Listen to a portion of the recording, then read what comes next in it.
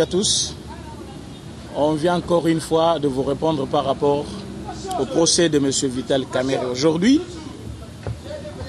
Bozalaki est belé, il y a causé la procès Vital Kamerhe. Vous étiez nombreux, il y a causé la retransmission directe, il y a procès Oyo. Lélo, je pense que vous avez eu le procès, mais il y a quelques faits à relever par rapport, il y a procès, il y a Lélo. Pour comprendre le procès à Vital Kamerhe, il y a Lélo, il faut que vous ayez juriste, il faut que vous ayez du domaine du droit, il faut que vous ayez quelqu'un qui comprend la politique. Je vis les gens acclamer, je vis les gens être contents, c'est bien. On a toujours dit, on ne chante pas la victoire avant la guerre. Il y a des gens qui disaient Kamerhe est coupable. Non. Il y a des gens qui disaient Kamerhe a Ibi. Non. Il fallait que Lélo va prouver par rapport, il y a charge retenue contre lui. Maintenant, dans la cour, il y a procès. Moi, j'ai vu qu'il y a deux faits. Oui, qui ont poussé. Soit Moussous, soit à la condamner, soit à la condamner. Voilà ce que je vais parler aujourd'hui. Bafé ou ezali infractionné. Makambo il y a lobby le lo akoki kosala ki azala condamné ou pas. C'est ce que nous allons débattre. Problème ya liboso. Les dossiers commencent par l'instruction. Nakati instruction balingi bayeba qui avait attribué les marchés à M. Jamal. M. Jamal présente les documents sans date à lobby, à Banda qui démarche depuis 2018. 2018, M. Vital Kamerhe n'est pas encore directeur de cabinet. Félix Tshisekedi, président chef de l'État actuel, n'est pas encore président. Mais qui avait attribué les marchés? Et marché Zaki, il y a combien de maisons? Nakati à 2018, M. Bitakwira, alors ministre, il y a développement rural, c'est lui qui avait octroyé le marché à M. Jamal, selon M. Kamerhe. Mais date au Bapesi marché et Yebanité. Selon le document de M. Vital Kamerhe. Mais le ministère public a un document daté. Donc, document de M. Kamerhe, ils ont daté. Moi, j'ai M. Le procureur, soit les avocats de la République, il y a une date. Il y a déjà un fait d'incohérence. En matière de droit, si les deux documents ne se ressemblent pas, il faut chercher à connaître quelle est l'origine, ou l'original plutôt, par rapport aux faux documents. On trouve que les documents dans le ministère public, les documents dans le M. Kamerhe, ils ont des documents différents. Pourquoi ils ont une date ou ils ont une date? Ça, c'est un fait. Parfois, parce qu'il y a fan de la télévision, on m'a dit qu'il y a un procès, on beti maboko, on a un procès qui wapi. Non, à lobby mingi, oui, à lobby mingi. On a incriminé, oui, incriminé. Mais là, na kati ya makam, à lobby, partie à défense, na partie accusation. Où est-ce qu'il y a une faute? Faute ya liboso. Document, monsieur président, Vital Kamerhe a présenté. Et Zali, document. Il y a octroi, il y a marché entre ministre Bitakwira et M. Jamal. Dans le document, on a date exacte. Et le document, on a fait pour 900 maisons. 900 maisons. Montant combien? 28 millions de dollars. 28 millions de dollars pour 900 maisons. On en a fait 2018. 2019, Félix Tshisekedi devient président chef de l'État. M. Vital Kamerhe devient directeur des cabinets. M. Jamal n'a pas encore reçu l'argent. Il n'a pas encore commencé la construction des maisons. M. Kamerhe écrit dans la banque Nyonso que tout le monde a les dépenses sans se référer au niveau de la présidence. Donc toutes les banques sont bloquées. M. Jamal devient avec le même document. Le président chef de l'État lui dit Banda pour proposer Zamouki. Nous devons aller jusqu'à 300 maisons par province. Il faut 9 provinces. Nakatia Mukanda, comme c'était déjà un contrat. Pour changer le dispositif, il y a contrat, il faut passer par l'avenant. L'avenant, c'est-à-dire un document qui vient corriger, un document plutôt qui vient corriger, Mabe Wezala qui n'a original au Babengi contrat. Qu'est-ce qui arrive? Ndako Elungwe, na 900 et comme 1500 maisons. Différence, c'est à combien? 600 maisons. Mais montant initial, na document Obitaku, rappelez ça qui M. Jamal, les a combien? 28 millions. Quand vous prenez 28 millions pour 900 maisons, donc Ndako coûte combien? Maintenant, quand Ndako est commis, au lieu de 900, est commis 1500. Si vous faites le même montant, fois 1500, montant il fait comme à combien? Faites les calculs. Mais on a 28 millions de dollars pour 900 maisons. Tant que comme on a 1500 maisons, montant les autres sauté directement à 57 millions de dollars. Faites les calculs, 57 millions, moins 28 millions. Si une maison coûtait combien? Et s'il faut multiplier ce montant-là fois 1500 maisons, vous avez quel budget? Vous avez des calculatrices. Mais tout le monde a que tango, M. Bitakura Lungwe ministre, M. Kamer avec l'autre ministre qui est venu, va signer document pour corriger les contrats. Il y a 2018, M. Jamal, à Joaquin Amaboko, M. Bitakura, montant de 28 millions et commis 57 millions. Mais quand on utilise aujourd'hui, tozana bandako ezana matadi, oui komi awate. Tozana bandako ekomi na Kasai, on a ba construire te. Tozana bandako ba poser déjà na Kanchach, tozana bandako ezana na Liban. Ba tuni monsieur Jamal, mbongo boni yo zwaki na banque centrale. Procès en direct mututo alandi yango. C'est que nous on relève ici eza ba fait infractionnel, wezo sala ke muto koma na kati ya prison, ba kangaye soit ba pinirier. Parce que quand vous avez suivi, M. Kamer a parlé, il s'est défendu. À lobby, Ngaï Naza, directeur de cabinet et chef de l'État. Naza Walelo, Baye Bissanga infraction ni Nasali, place ni na Ibimbongo, pour Naza na prison. A posé qui question? Il fallait les réponses. Batubazeli, Bamonike, ministère public, Atikali Kolobate, place ni M. Kamer à Ibimbongo. Pourquoi l'obité? Ministère public a coquille Kolobalelo-té. Place ni M. Kamer est coupable. S'il le dit, à Bébissi procès. Ministère public Moussa Nangwe Zanine Bazali ko plaider pour la République. Bango Bazali les avocats de la République. Bazali contre Kamerete, Bazaba ennemi à Kamerete, Bazaba Tshisekedi, mais sont les avocats de la République. Moussa na bango ko défendre République. Le problème qui lui M. Kamer ezali collier, M. Kamer a une République. Yango bango Bazali ko zo côté ya République. Bazaba tout, ya Tshisekedi soit contre Félix contre Kamerete. Yango balobi boye. Ce qui est réellement, mon M. Jamal a joué qui 34 millions de dollars. On a premier versement. A joué sur l'ordre de qui? M. Kamer a répondu, vous avez tous entendu. A lobby sur l'ordre du chef de l'État. Sur l'ordre du chef de l'État. A Zali ko chargé directement, chef de l'État. A Bossanike, en agissant comme superviseur, dans un programme de 100 jours, il était directement lui-même une personnalité engagée au babeng superviseur. Dans quel sens? Azali Wanate pour l'intérêt. Ni ya Tshisekedi, ni l'intérêt. Il y a qu'un politique, mais il était là comme superviseur. Mais étant superviseur, il fallait à répondre à ma responsabilité aux Zaki Aye. Voilà pourquoi il faisait le mouvement des comptes.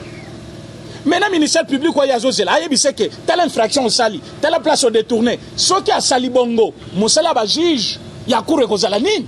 Yango balobi biso tozali kokende na yo par rapport à la question tozo posé yo poto komisa yo na place nini bakoloba voilà infraction au salaki voilà mabe au salaki voilà mabe au salaki te ozala quitté soit tozali condamné. On a ce niveau là. Mais M. Vital Kamer a demandé les lois na ba juge na ministère public bala kisayembe banaye.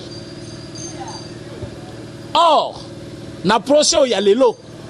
Pour na bawe bazaba juriste te boye bayango natangeli bino nano infraction moko mi bale ezoya na niveau moko yu boyo kanga malamu place wana. Les avocats de la République demandent à M. Kamer boyo ka place wana. L'avenant a été signé en quelle date? L'avenant n'a pas de date boyo kanga malamu. Avenant za document et ko corriger contrat mais avenant za na date te. Or, à partir de l'avenant, il fallait que la République ait bima. Du fait que données zate, tu as bida tite bosigna qui avenant. Maintenant, bazo tala na kati avenant, bazo kuta une date ultérieure où ils ont fixé pour que biloko e bima na badouane. Mais avant date wana ekoka, mbongo ese pesa maki déjà. Le ministère de la République se demande, avant Avena et à la signer, pour que la République puisse sortir l'argent, il y a déjà un décaissement à la Banque centrale. Mais M. Kamer demande, Bayebissé place Naza coupable. Et je vis un groupe de gens venant, Bazo Sepela. Ne faites pas une erreur. Allez-y demander aux gens du droit. Bayebissabino, quelles sont les infractions dans procès à l'élo? Qu'est-ce qu'on a fait comme infraction? La République retient deux choses. Qu'il y a eu montant, oh, ici na compte, trésor public, Pesi Moutou Songolo Pakalapa superviser Misala. Et Misala on a jusqu'aujourd'hui est silité. Délai et l'équi. C'est ce qui amène M. Kamer devant la République. Et la République demande, Mongo wana, tango yo au mouvementé yango, et continue à continuer. La société avec quel capital? Nde place pour moun ba sengi statut. Il y a société Samibo, il y a M. Djamal. Tango statut Zoya, statut à M. Djamal et Zana ba associé belé. Associé à moi si, associé à moi nanaye, associé boye. Tango bazo tourner, batunion so bazali ko agir en quel nom? On trouve na place associé, moi nanaye a signé. M. Kamer demande toujours, Balaxé placé, Nini à Salimbeba. Je vais vous dire une chose. Le ministère de la République, Obomoune est représenté par les avocats de la République. Bazan a tous les dossiers déjà en main. C'est pour cela quand il demande les témoins. Bomoni va sauter malamoko, instruction. On appelle Madame Amida Chatur. Qu'est-ce qu'elle a à voir avec les travaux de 100 jours? Mais pourquoi va citer? Yo fananda Rolobi, Caméra a raison. Il faut boya. Moi, si n'est pas bien que c'est bon. Oui. Tozana nous a parqué à ma tête, na 4e rue, nous mettez. On a cité Soraya Mpiana, la fille Yamida. On a cité sa femme Amida Chatur. Et on a cité son proche neveu qu'on appelle Massaro. Pourquoi pas citer Kibango? Comme il y a des faits retenus contre eux, ministère public à Loba qui a des questions à poser. Président juge à Lobi opposé. Tous autres ne parce que le procès a bloqué. Ce que vous devez savoir, procès à l'élo qui bloqué. Si vous avez vu comme si M. Kamer s'est défendu, c'est rien. Demandez aux hommes du droit, Bayebi Sabino, pourquoi il était là en train de balbiter. C'est parce que le procès était bloqué. Le procès était bloqué à quel niveau? Origine, il y a dossier Zobandana ou 3 du marché. Moutoua Pessi marché, c'est qui? C'est le ministère public, M. Kamer. C'est le M. Kamer, c'est M. Bitakwir. Procès télémi. On ne sait pas avancer. C'est pourquoi le président juge a dit on risque de tourner à vue. Donc, toujours tourner quand à vide. Et nous, vous allez. Pour qu'on puisse avancer avec ces dossiers, il faut bâtiment en Abassanini. Voilà pourquoi on a invité M. Bitakwira. Lors, il était ministre dans le gouvernement Tchibal. Il doit dire, n'a pas ça qui marchait, marché ça qui a montagne. Pourquoi nous avons montagne, on est commis à montagne sous. Ah, mais c'est là où il y a un problème. Parce que vous allez dire, mais si quand on Bitakwira Kolobaki, non, montagne ça qui a 28 millions. Et comment qui 57 millions d'engue? Et pour combien de maisons? Pour combien de maisons? Si on a 900 maisons, 28 millions, pour avoir le même montant, parce que quand vous prenez 28 millions, fois 2, vous avez 56 millions. Mais la République a dépensé 57 millions. S'il fallait prendre douane, il faut prendre 900 maisons fois 2. Il fallait avoir combien de maisons? Mais nous sommes en face de, au lieu de 900 maisons, on a 1500 maisons pour le même montant. Et on se demande qui a tort, qui a raison. C'est là où que le ministère public retient. À lobby pour qu'on avance. Comme on ne sait pas avancer avec les dossiers, bateau va témoigner nam. Toye va quoi avancer avec les dossiers. Yo fandi kuno bando beta maboko non, on a gagné. Mais tu as gagné en quoi? Tu as gagné comment? Parce qu'il faut qu'on puisse témoigner d'abord qui a donné le marché. Si le marché a été d'abord mal donné, les dossiers commencent. Pour combien d'argent? Les dossiers commencent. Est-ce qu'il y a eu un don pour donner le marché? Le problème commence. Oh, Soraya n'a pas été cité par hasard. Soraya a été cité parce qu'il y a eu un don d'une maison. Une maison d'une valeur de 2 millions de dollars. Mais qui a donné une maison? M. Djamal. M. Djamal a donné cette maison à M. Kamer pour gagner quoi? Un marché public. Est-ce que ça respectait les normes ou procédures normales d'octroi d'un marché public? Non. Pénal. Vous allez dire acharnement. Non. Pénal. Pourquoi pénal? il y a eu un don avant l'octroi des marchés publics. Les procédures n'ont pas été respectées. Au sauté kuna okei musika. Batangi Madame Chature, Amida. Amida c'est sa femme. Qu'est-ce qu'elle vient faire ici? On trouve qu'il y a le fait infractionnel. Mbongo ekota qui n'a compte. Il y a M. Kamer. Il fallait aller loger na banque babengi. Rao banque T. Il fallait aller à la banque Moussous. Mais comme on a banque avec la bénédiction de qui? C'est lui-même qui a changé les comptes. Bachana compte Moussous. Hermong comme on a banque. Il a soutiré l'argent à Tindi qui n'a compte à moi. À Tindi n'a compte à moi aussi. Et qui devait fournir les ciments pour la Missalagnon Soana? Madame Chature, Amida. Mais bon, il fallait pas payer ça combien? 1,8 million de dollars. Mbongo tochaki pona riposte ya Ebola. Montant nango, ndembo ba pesi pona fourniture ya ciment. Alors on a il faut fournir ciment, moi sinaï. Alors ce qui ba moniqué na mouvement ya ba compte parce que M. Kamer a dit c'est comme un secret mais ba avocat n'a pas profité de l'euro nazolo. M. Kamer gire à l'objet jamais ma main à couper. Vous ne trouverez aucun document on en a signé soit un compte où moi j'ai mouvementé le compte. Bokanga malobana. Asambi bongo lelo. À l'objet jamais ma main à couper. Beaucoup de documents mon côté on en a signé. Beaucoup de place mon côté on a mouvementé compte. Maloba ya M. Kamer lelo. Mais bazo poser question bien. Boyo kabaji jinenge bazali mayele mabe. S'il faut appeler comme ça baza mayele mabe. Ba poser M. Kamer question balobi. Otikala ko engager dépense mon côté à l'obité. Au signer document mon côté balobité. Après bazo poser question, est-ce que comme là qui ministre sa finance, quand ça les dépenses mon côté nyon s'il faut batuna yo. À lobi oui. Yangonde permettre biso to sala 67 millions de dollars auto futaki bat. Et vous êtes toujours content. Vous êtes toujours content. Vous dites que non, il a bien défendu aujourd'hui, mais c'est grave. Il a dit atikala ça dépense mon côté. A ordonné dépense mon côté. Mais il accepte d'avoir écrit le ministre de la Défense pour ça dépense mon côté. Il faut pas se référer à lui.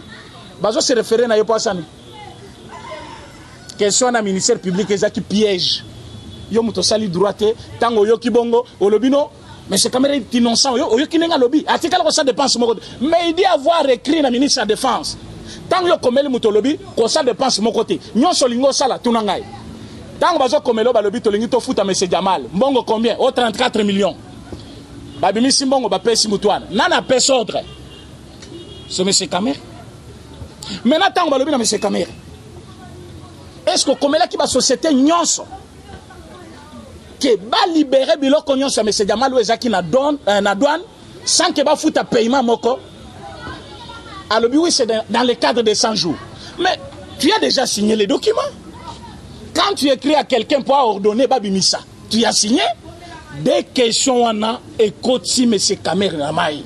Bolande la procès on a bien. So bozanango na rediffusion, bozong samakambo na zoloba. Vous allez comprendre place nini bakoya ko yebisa que vous allez coupable. Pour mususa ko bima balobi abomoni makamtolobaki. Asa déjà condamné d'avance. Non. Bolanda procès nengezo kende procès ali technique. Pour répondre à la question fausse à la technique. Les juges ne sont pas là deep ne mo talo à les zoana yozo kansa. Tango lobi belé sili non. Tango zo lobi belé ozo risquer o se contredire. Au signer document mon côté, natikala ko signer vous ne verrez jamais ma signature. Place mon côté ngana signer. Au ça dépense mon côté, na ça dépense mon komeli mutuke ça dépense à tunayo.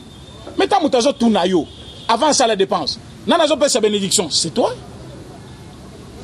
Un fait infractionnel.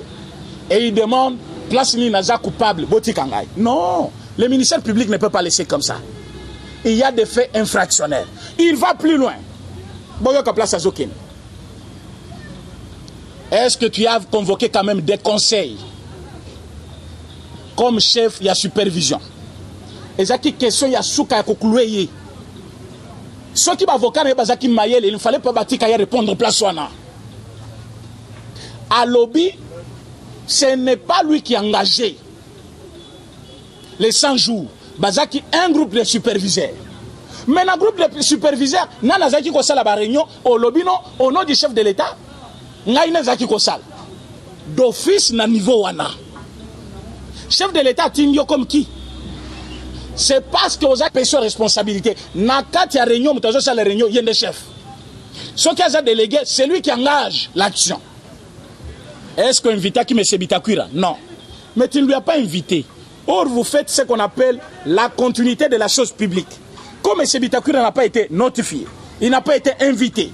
Mais vous, vous avez continué avec son marché.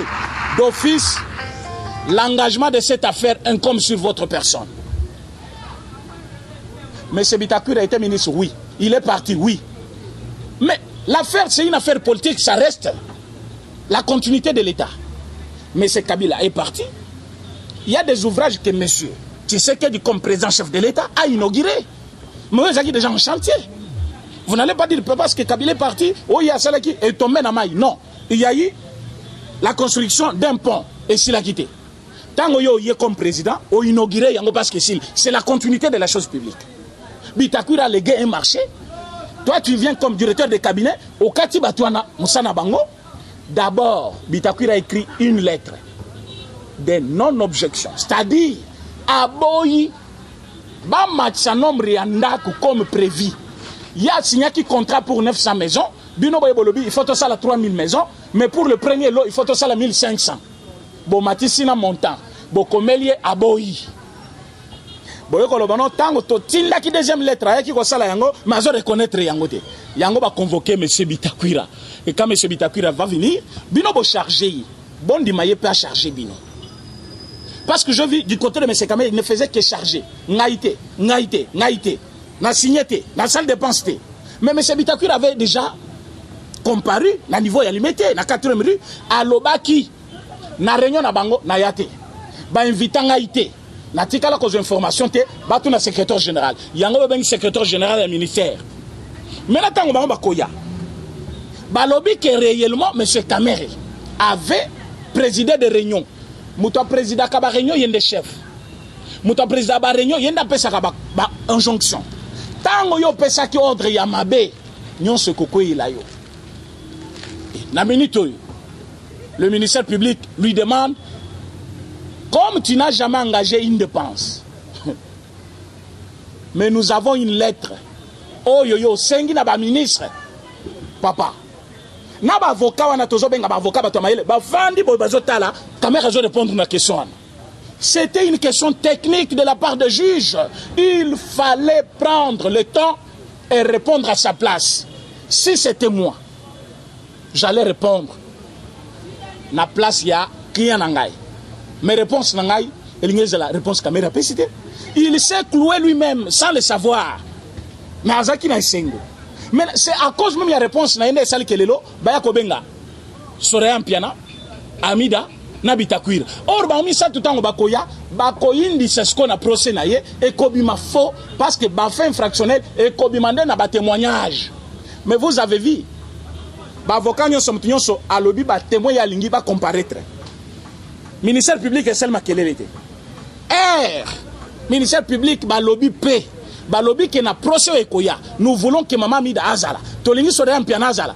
Pourquoi ba défenseur, ya M. Kamere, ba s'agiter, ba boy, na yemo kwa boy.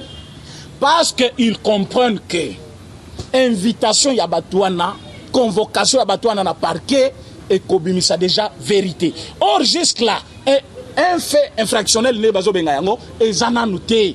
Mais oya mais pour il faut poser question ou bien poser question banale na procès à la caté ce que a déjà liboso ba juge ata batunyo polo et la teza rouge ou noir yoko ba obino bo monate lobaka ka polo na ngeza rouge po ebeza rouge so yo lobino bino bo mona couleur na ngote bo poser nga question ba kolo ba répondre té c'est ce que M. Kamere a fait aujourd'hui.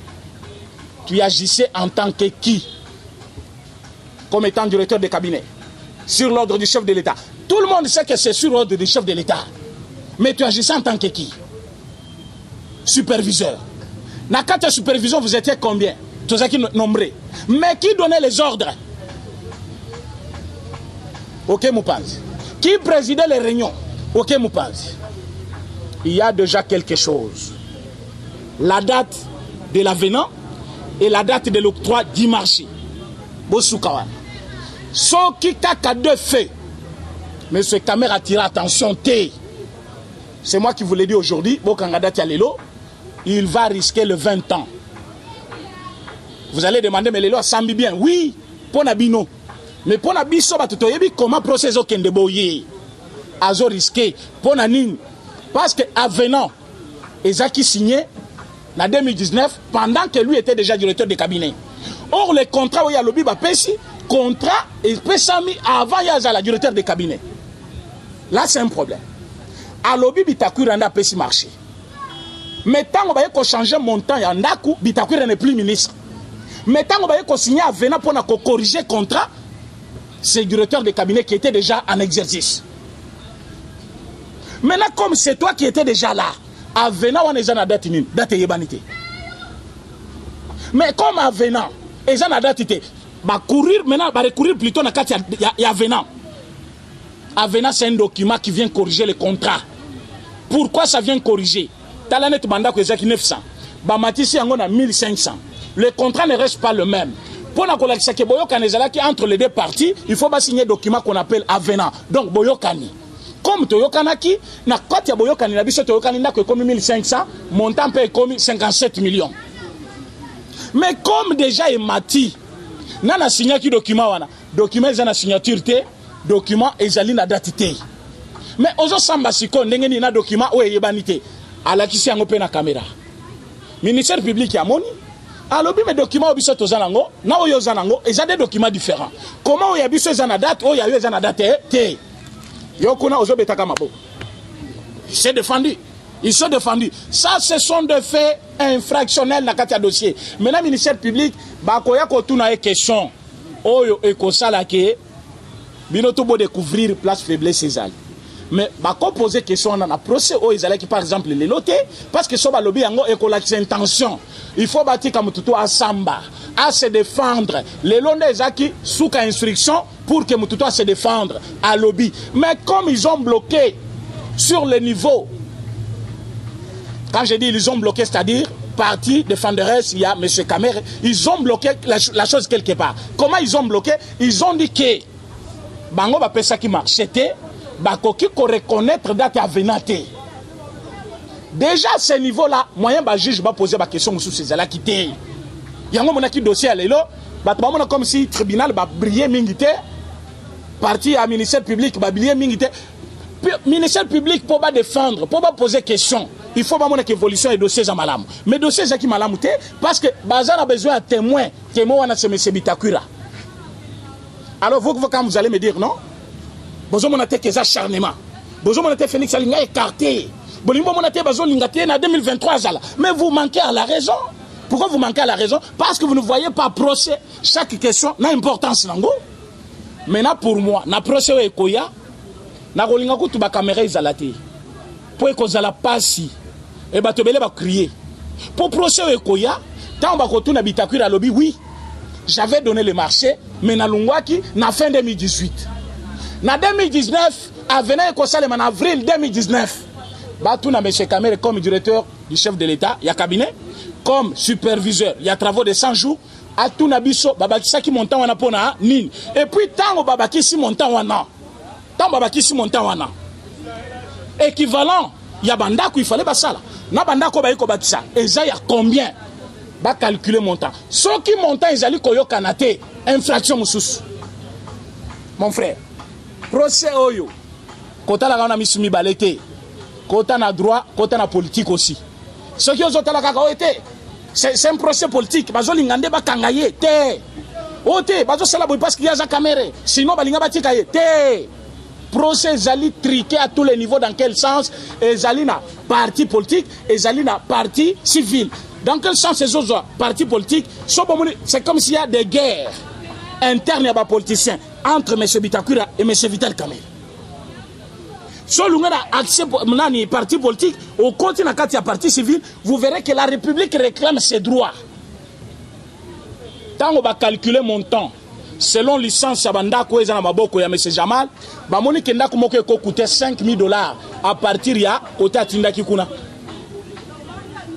Mais tant que tu as papier, Nakumoko fait coûter $19,000. $19,000. Quand vous prenez $19,000 fois 300 maisons, ça vous donne combien? Mais tant que tu as capital social, Yandeko Oyo, Aïbi capital social n'a été. Mais je suis grand commerçant. Moi, je 45 ans, grand commerçant. Mais il signe dans ces documents comme qui? Aza associé na yote. Na place associé, moi na signé. Faux et usage de faux. Tala. Au monde dossier au soki ndeko Jamal, abimi libanda. Ndeko Kamere, abimi libanda. Donc, ngana ibi droite. Tant on a tali procès se déroulé, j'ai compris que parti conseil ou bas défenseur, soit les avocats, il y a M. Kamere et M. Jamal, va se comprendre, va triquer procès pour se protéger. Mais en se protégeant, Salimabe, va triquer la zone d'ombre. Les zones d'ombre, c'est quoi? On trouve que M. Jamal a commencé le dossier avant l'avènement de Félix Tshisekedi comme président, donc Kamere n'est pas encore directeur de cabinet. Mais l'avenant a signé yango en 2019 pendant que Kamere est déjà directeur de cabinet. Alors, il fallait corriger l'avenant. Et ça la date, la signature, il y a moto qui ont engagé déjà l'avenant. Na évité ceux qui battent sur la du domaine du droit pour comprendre ce qu'on dit. Document, il y a octroi, il y a marché et bandit 2018. Comme vous avez changé à partir d'un avenant, il faut avenant et porter date. Na bato bazali ko engagé avenant wana. Mais on trouve l'avenant sans date. Qui les engage? M. Kamere dit il n'a pas signé. Mais il était déjà directeur de cabinet et que le ministre Oyazo Cité Bitakwira n'était plus en fonction. Mais ça c'est grave. Maintenant vous allez me dire que vous vous êtes introduit dans un dossier qui coûte à la République plus de 57 millions de dollars et vous ne connaissez pas l'avenant d'un document. Mais finalement, Bozo Samba Sikoyo, sur base de quoi? Parce que l'avenant est venu corriger l'insuffisance dans les contrats. Mais l'avenant lui-même ne vous reconnaît pas parce que vous ne le reconnaissez pas. Et vous êtes devant le juge veut le savoir, vous avez engagé l'État. Mais votre participation dans cette affaire doit laisser des traces. Vous étiez qui? Et Yebanité. C'est là où que je me demande aujourd'hui, ce qui M. Kamere a demandé, le 3 juin, c'est le mercredi de la semaine prochaine. Le 3 juin, tout le monde saura. Oyo et Kozala. Pour ne pas dire condamnation, soit liberté naïe, mais Ekozala jour mabé, parfois pour na bango mibale. Ça, je l'ai dit en connaissance des causes. Ce qui est là, c'est bango chance. Mercredi, qu'on peut sa bango chance. Parce que question est koya et Kozala d'abord mibale pour na batu nyonso. Madame Soraya, oyebi pourquoi tu es invitée? Non. Selon le document notre possession, Pesakio dont Yanda Kumoko y a 2 millions de dollars. Oui, je reconnais. Nana Pesakio. Monsieur Jamal n'est pas nayo. Bouche B. Ce qui a fondé mon non. Azali, collaborateur, il y a Moubali, maman Nangai, a fondé Kamere. Parti à défense à Kamere, Soba Landangai, il est là, Bazo Makamonalo. Donc, Baby, ça serait un piano, le baquet. Document, Yandako Nazanango, et Zandako Nangaïté. Ce qui a Ndimindako, il y a 2 millions de dollars. Bakotuna, en quelle qualité aux Ouakayang? Monsieur Jamal vous connaît? Non. Après son d'accord à 2 millions de dollars, Naïtex Afrique, par quel moyen? Vous aviez quelle fonction à Katia programme de 100 jours? Personne ne connaît. Fonction, il y a moi là, je vais bien. Maintenant, si on a Madame Chature, Nassima, il fallait au livrer la République 1 800 000. Au sol livré combien? Ce qui a quand même pas 50%. Or, Misala, il y a saut de moutons. Misala, il y a logements sociaux. Selon Bango, il y a 80%. Lui n'a livré que 30%. Bako retenir. Ce qui va tourner M. Bitakwira, à lobby que marché, j'avais signé, j'étais parti, Mouta continué qui M. Kamere a combien déjà? Ah, n'a eu procès à mercredi na kota la té, bozonga mabete, pour ekoya obimisanga mutumabe, n'a yebi déjà n'enge kosuka. Procès à mercredi, batobele bakoloba n'importe quoi, mais eko bandande les lots, na procès au bomoni les lots. Ceux qui vont analyser ma camon à lobby, parfois procès à mercredi, bokota la té. Pour bokoyeba déjà comment kosuka. Yangota ministère public. Azali ko insister à lobby, boye la ngai Madame Chature, Amida. Boye la ngai Madame Soraya. Boye la ngai Monsieur Bitakwira. Boye la ngai ministère, nani secrétaire général et ministère de l'environnement. Boye la ngai directeur général, y a nani passation, y a marché public. boyebi bato wana nde bazali sikoyo na sort ya monsieur Kamere na maboko. Soki bango balobi na passation du marché, monsieur Kamere azalaki te. Il n'a pas engagé l'État. Mais comment il ne peut pas engager l'État? Azo présider réunion, il y a conseil, il y a nani superviseur. Parce que le superviseur, bazaki na chef na bango, c'est monsieur Kamere. Ceux qui balimba sa likambo, ba côté réunion, nanazo sa la réunion, monsieur Kamere. Donc c'est lui qui donnait les ordres.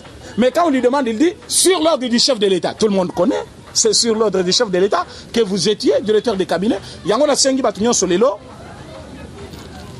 Émission on a sali, c'est pour vous éclairer. Comme Batouazolo bat souvent, télévision est à Kangonga.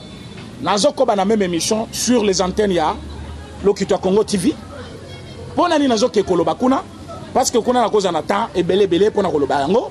Awa toza na télévision ngonga ezali compter olingo yeba vérité o nyonso na kolobelango na Lokitwa Congo TV pour vous dire comment monsieur Kamere a commis 3 erreurs graves na mokolo alelo sans le savoir. 3 erreurs graves qu'on détaille yango et cause angal sous 1 heure du temps. Mais vous allez retenir que du fait que à reconnaître que documents o yazanango ezana date pendant que documents ezana maboko ya ministère public ezana date infraction, il y a eu faux et usage de faux parce que les deux documents ne sont pas cohérents. Or dossier ezana ministère public eza dossier o ba pesi bango kopesa par l'État congolais.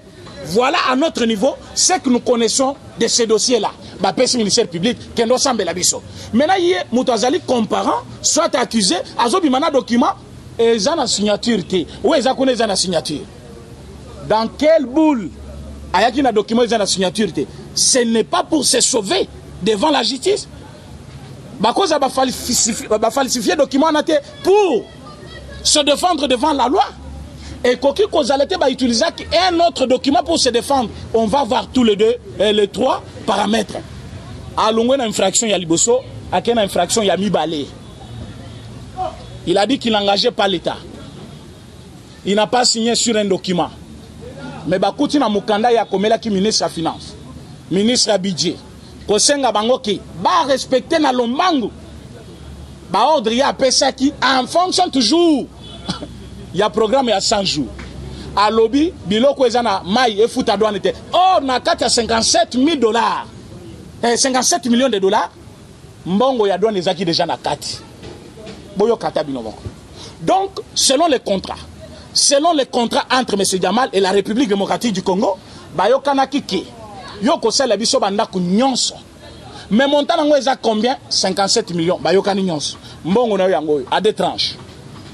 Yelabiso Bandaku, Otongelabiso Bandaku. Donc, Kosomba, Komema yango, Kofutelango douane, Nyonso na kati.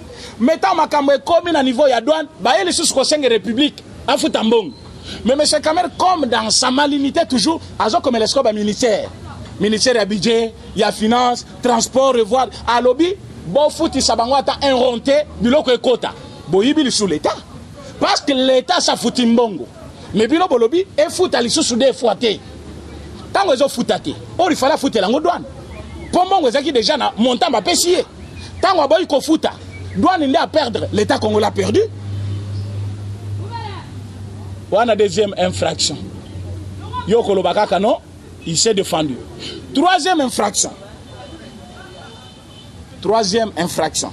Boso la mis bien bon monanga. Yana lobi bon nanga ikuna na chaîne na lobi, Lokitwa Congo. Pour na meka ko panzali suma kamwana bien. Il dit n'avoir pas engagé la République. Je n'ai pas signé. J'ai même à couper. Monsieur Kamere, ce qui est le long de qui t'a lissé, j'ai même à couper. Je n'ai signé sur aucun document. Mais c'est grave. Yosa superviseur. Tu présides les réunions. Na réunion Toyokani, Mbongo Nyonso et tel makambo logement sociaux et sali 57 millions.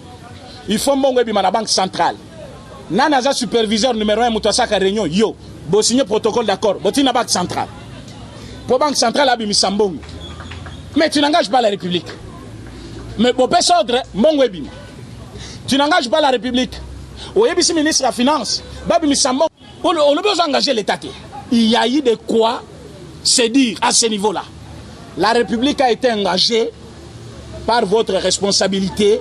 Responsabilité bien que venant d'ailleurs. Parce que vous allez charger le chef de l'État. Tant que vous allez le chef de l'État, sur ordre du chef de l'État, vous allez déjà collecter comme chef de l'État, il y a un tindio au sala oyo salaki. Déjà tu accuses le chef de l'État. Or le chef de l'État,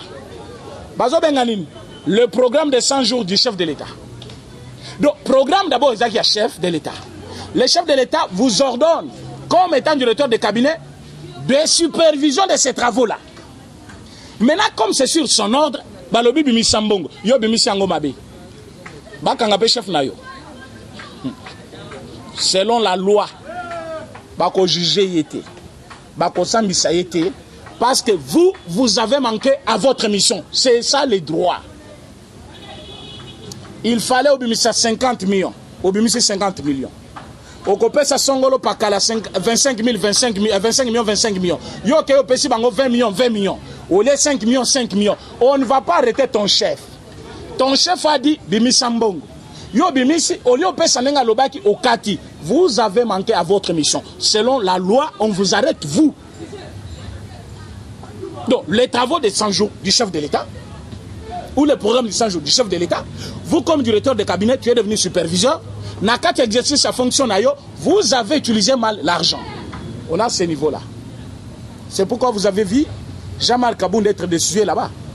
Ote Torolongolaye, Azolungalelo, Tozo Zelana pourquoi?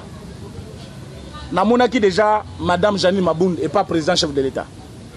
Je pense que vous avez été instruite là-bas. Et aujourd'hui, ça l'est l'angolelo na pourquoi.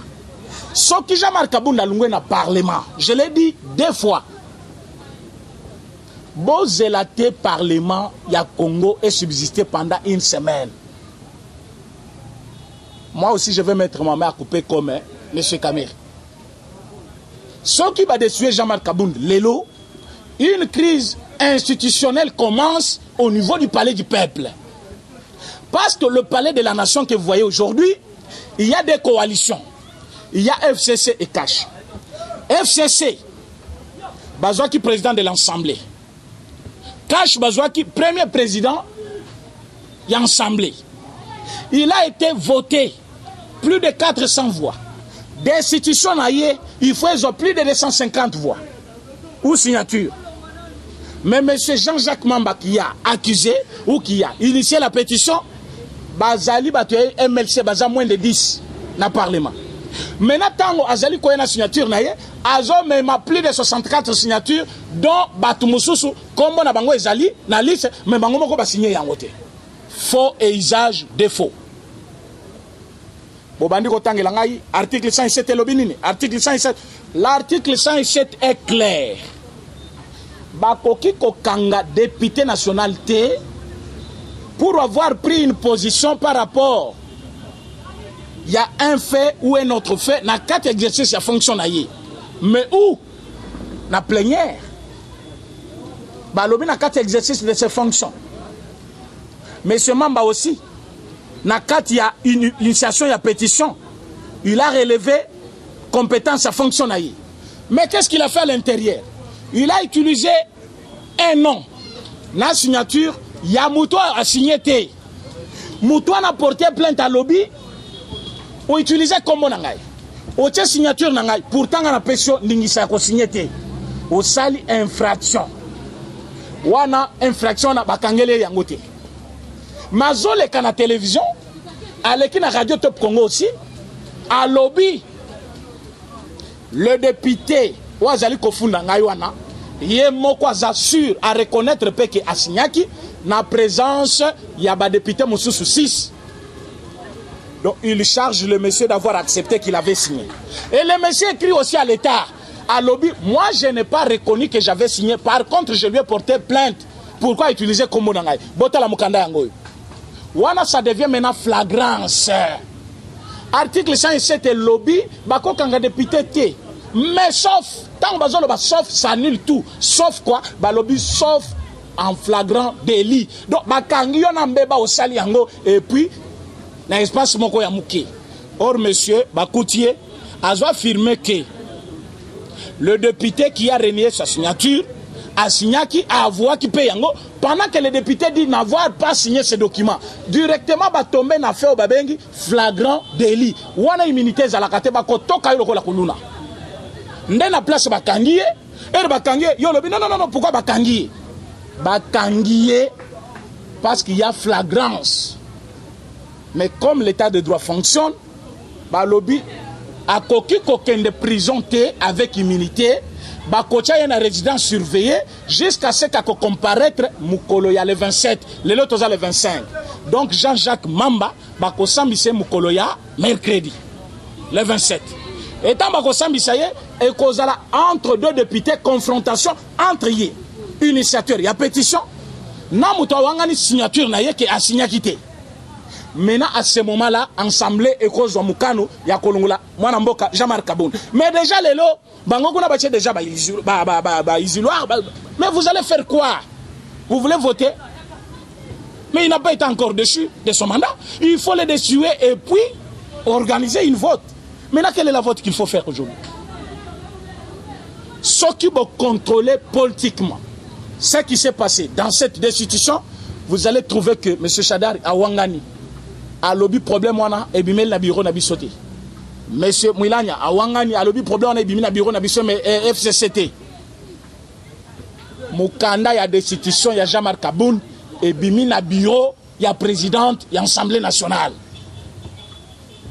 Mais Azali collaborateur na numéro 1 parce que étant premier président de l'Assemblée.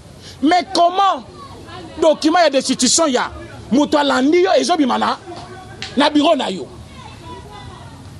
Alors, qui est contre qui? Est-ce que cette coalition profite aux Congolais? Non. Mais au début, en 2019, ça valait la peine. Voilà pourquoi le président Tshisekedi avait accepté cette coalition.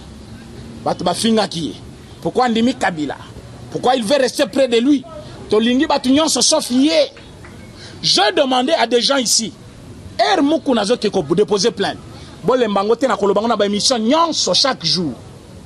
Na linga kina muna ebele ya batusima ya mukuna pour dire que Kabila Jamabe, Kabila Bumi Batu, Kabila Saliboy.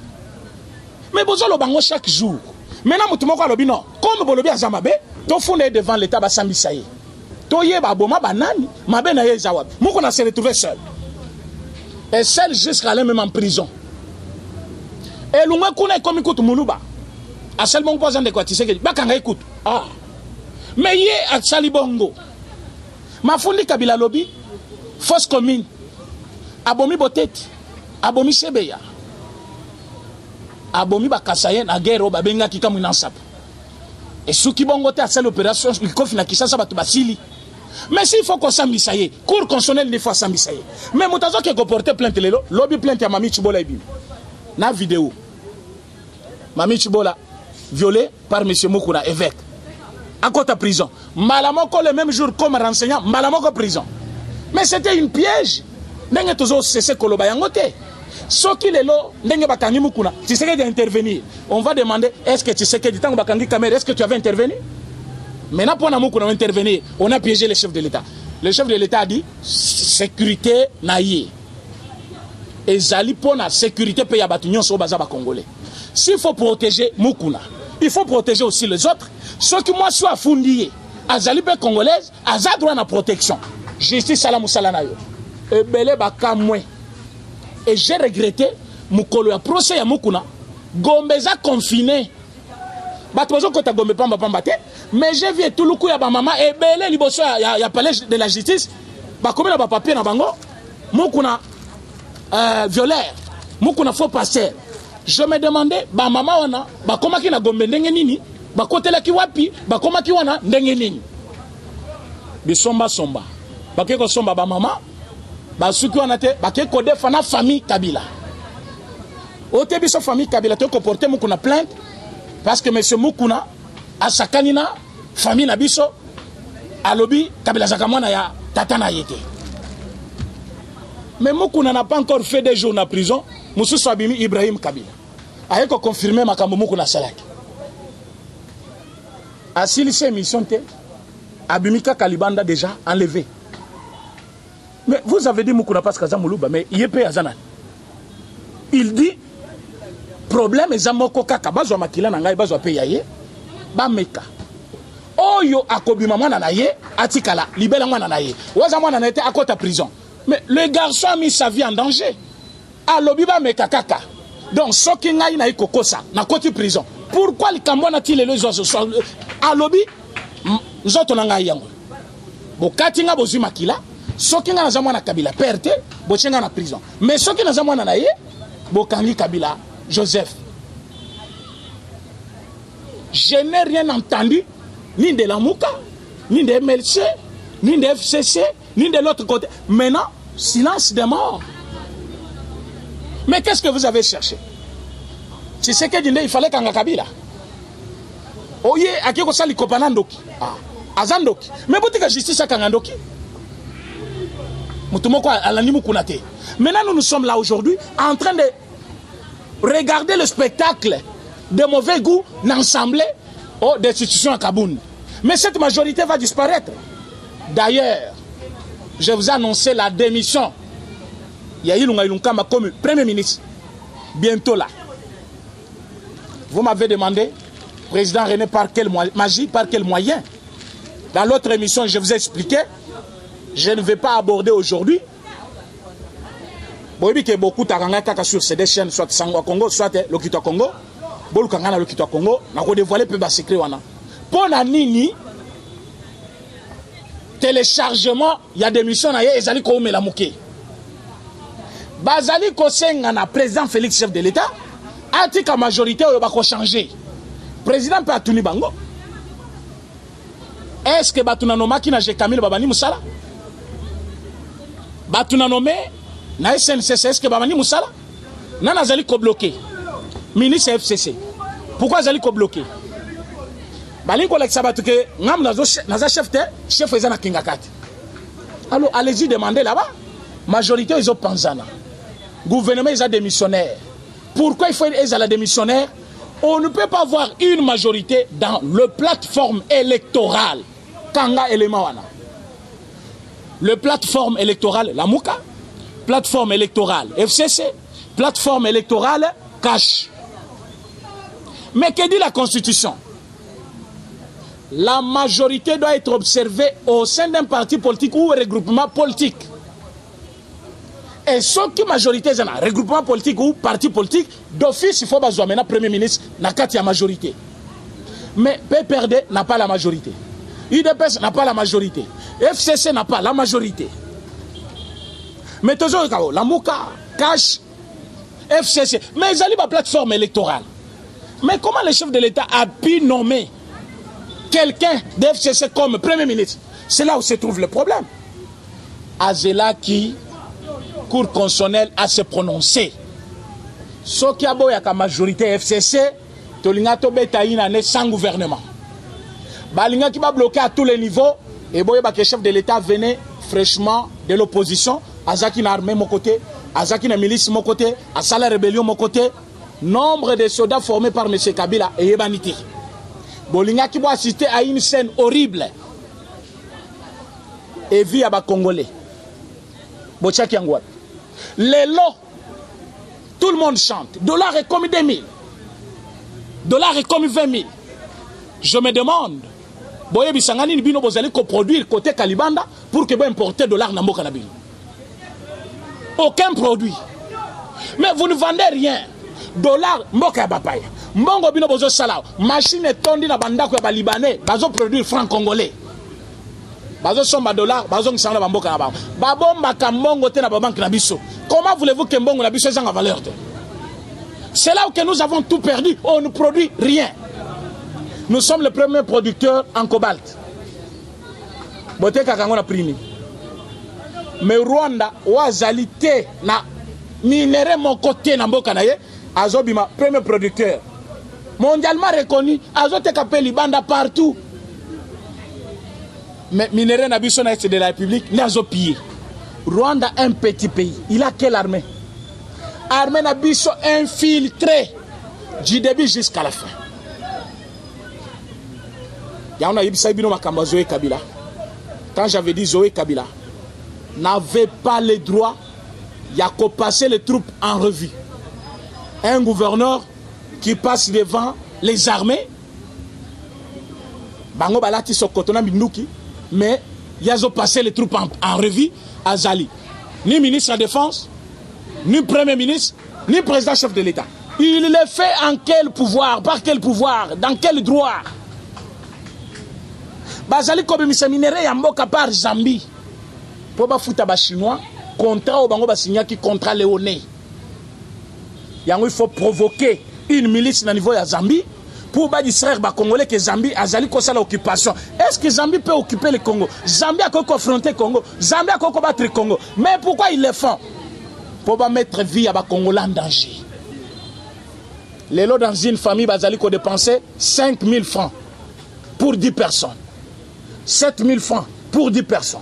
Quand vous prenez 10 000 francs, divisé par 10 personnes dans une maison, c'est-à-dire que 1 000 francs. 1 000 francs représentent 0,5% aujourd'hui. Donc, Congolais doivent vivre avec moins d'$1. Pour 2 personnes. Pendant que Mboka a minéré, il y a toutes sortes. Pendant que nous avons des hectares et des hectares de terres arables. Mais pour qu'on puisse entrer dans la profondeur et aider cette population, tout le monde veut devenir politicien. Tout le monde veut devenir ministre. Et bon, ma belle nyo soja ibeleao. Na kebo na route nationale numéro 1, avant na koma kaka wana Mongata. Natali mabele ezakuna. Concession de vide, concession de vide, concession de. Mais concession na ba concession, bokanga yango bokultivakate. Meta nazo koma na mboka Mongata, nazo kuta ba mama, ba originaire ya Mongata, bazo louer mabele na père moko jésuite. Pour passer la bilanga. Donc, ba maman ya mboka wana, bazo somba mabele pa mutu mususu, wa fandi na Kishasa, pour passer la bilanga. Na mboka na bango moko. Awa pembenya. O mboka nini. Après aujourd'hui là, masango mati. Manyoko mati. Mais vous avez ici des terres. Et l'État congolais, que fait-il? Moussa le FPI Janine. Pesaba prêt. Quand je suis en train de voir, aujourd'hui, il y a 2 millions de dollars. Mais je me demande, Mbongo y a l'État. Bino besoin de fisango banani. Ba ministre, Mbongo y a l'État. Bon de fisango ba DG. Mbongo y a l'État. Défi sa ba toto benga ba chayer. Bengi sa ba kambisi, yebi sa bango bolingo sala nini. Tolito sala shop ya monene, pesa bango mbongo.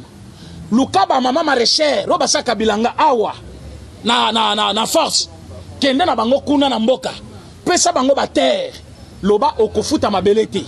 Biloko no peso ki osali yango po ekita Kishasa ekofuta mutuka te. Mais toko zali inonde na biloko awa. Mais eloko tozo mona ezande ene. Oh mama Oliva yeko kabola tomata. Ah, mais tomata ngo bazo kabola batu kombe. Ba ko pesa ndako na ndako. Ota ke na camp militaire. Mais nous avons eu 18 ans, ba militaire bazaki kanzala. Basa ba militaire wana bazaki wana 18 ans. Balate la mate. Mais jour moko yeko pesa bango tomate. Po basa ngoni ba ko cha ona soso nini. Poisson ma soso salaire mobile neza combien? Mais comment les Congolais peuvent accepter de vivre avec les dons pendant que nous avons besoin de vivre